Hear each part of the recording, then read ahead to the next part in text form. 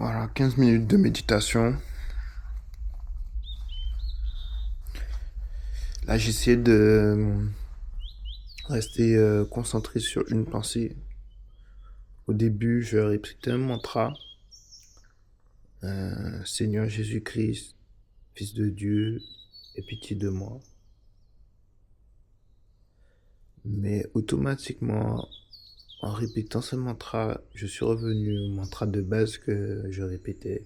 Je suis, tout simplement. Parce que ça suit le rythme de ma respiration. J'inspire, je, j'expire, suis, je suis dans ma tête comme ça. I am, I am. Et c'est vrai que ça m'apaise beaucoup plus mon mental qu'une phrase. Seigneur Jésus-Christ, Fils de Dieu, aie pitié de moi. Seigneur Jésus-Christ, Fils de Dieu, aie pitié de moi. Seigneur Jésus-Christ, Fils de Dieu, aie pitié de moi. J'ai envie de rester dans je suis.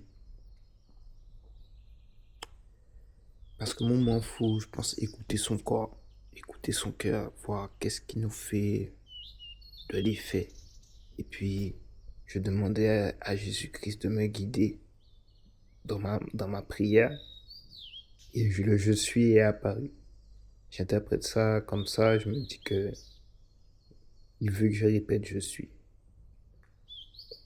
Donc, je vais l'écouter et je me laisse guider en fait, comme ça. Des fois, on a des pensées qui apparaissent dans notre tête, on ne sait pas d'où elles viennent, mais c'est comme des signes. C'est-à-dire qu'il faut pas les négliger, faut pas les ignorer. C'est un signe qu'on t'envoie une idée, genre comme une étincelle comme ça que Dieu t'envoie. Et il faut en profiter en fait. Il faut la saisir. Et plus tu es calme dans ta tête, plus tu arrives à mieux capter ces idées qui t'envoient ces étincelles. Discerner aussi ce qui vient de ton ego, ce qui vient de l'amour, faire la différence autour de toi, dans ta réalité, dans le monde physique. Tu vois des choses et tu arrives à interpréter, tu vois. Des fois, c'est des trucs subtils, hein. Quelqu'un qui fait tomber quelque chose à côté de toi. Et d'ailleurs, je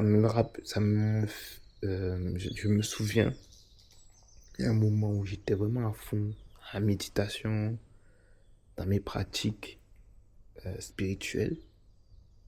Et je me souviens, il y a une journée, je pense qu'il y a 5 personnes qui ont fait tomber quelque chose à côté de moi. Je... Ça peut vous paraître anodin, mais je vous le jure, il y a 5 personnes comme ça. Un parapluie qui tombe, un portable qui tombe, un truc qui tombe. Et moi, j'observe ça. Je me dis, mais attends, quelle est la probabilité là que, à côté de moi, en l'espace de 1, 2 heures, il y ait 5 personnes qui fassent tomber quelque chose? Je t'avoue que je sais pas interpréter ça, mais il y a des petites choses comme ça qui commencent à se passer dans la réalité quand on commence à devenir vraiment conscient, quoi. Là, je vous avoue que ces derniers temps, j'ai pas été vraiment focus comme d'habitude parce que je suis rentré dans une relation, je me suis mis en couple. Enfin bon, la vie m'a mis en couple parce que bon, moi je me mets pas en couple, hein. Vous savez les amis, mais bon, vous connaissez la gente féminine. Donc bref, je suis en couple et donc ça fait que on va dire que j'ai d'autres occupations. Je suis concentré sur autre chose. C'est pas que je suis pas concentré, mais je suis concentré sur autre chose. Tu sais, quand tu apprends à connaître quelqu'un, l'attachement, les émotions, ça peut te préoccuper, quoi.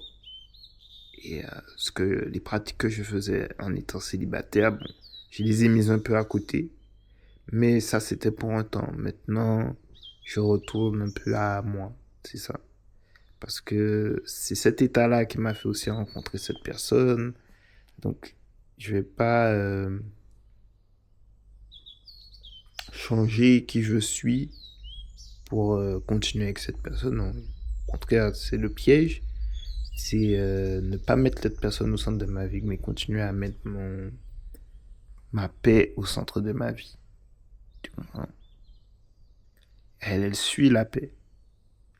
C'est pas elle. Si je la mets au centre de ma vie, ça veut dire que c'est elle qui me définit. C'est elle le centre de ma vie, c'est elle. Elle ne se suit pas, elle veut la paix, elle a senti la paix en toi.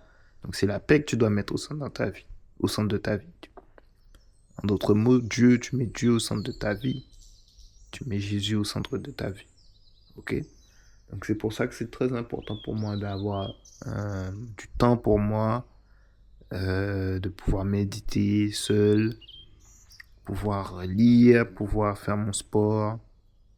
Et voilà, je pense qu'on tombe un peu tous dans ce piège à mettre la personne, privilégier la personne, mettre la personne sur un piédestal en disant il faut, en pensant qu'à cette personne. Mais non, je pense qu'on se perd un peu on se perd dans ça en fait, voilà. Donc voilà un petit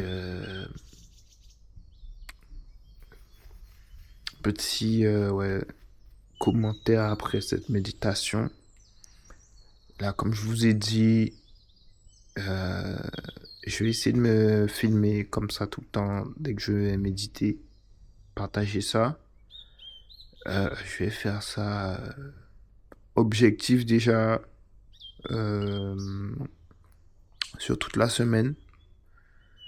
Ça serait bien que je le fasse 30 jours. Et ensuite, on va faire une vidéo complète. Tu vois, un peu une synthèse des 30 jours de méditation. Qu'est-ce que j'ai répété dans ma tête, qu'est-ce qui est revenu. Et en même temps, ce serait bien que je fasse des petites lectures. Des lectures à propos de la méditation. Donc que je choisisse un livre de référence sur la méditation et que je puisse euh, faire des parallèles entre ma pratique et la théorie. Comme ça, moi, je vois où est-ce que euh, je peux progresser, hein, entre guillemets.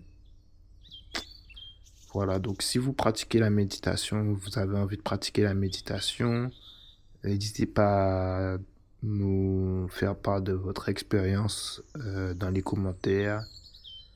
Voilà, n'hésitez pas à me poser des questions. Et voilà, à la prochaine pour une autre vidéo. Ciao les gars. Restez en paix. Prenez soin de vous, prenez soin de votre paix, cultivez votre jardin, cultivez votre paix. Amen les gars.